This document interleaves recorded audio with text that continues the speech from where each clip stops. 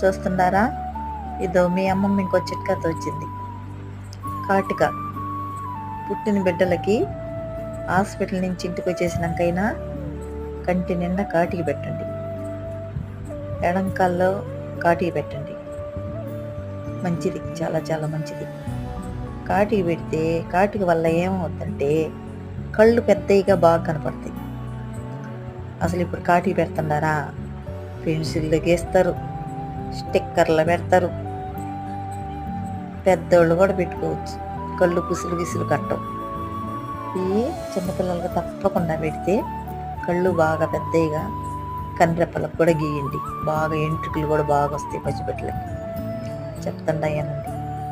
Share చేయండి, like చేయండి. Like చేస్తూ ఉంటే మీకు ఇంకా రేపైనా ఎల్లుండైనా చీటాకులు కట్టేది, ముడుపు దేవుడికి కట్టేదని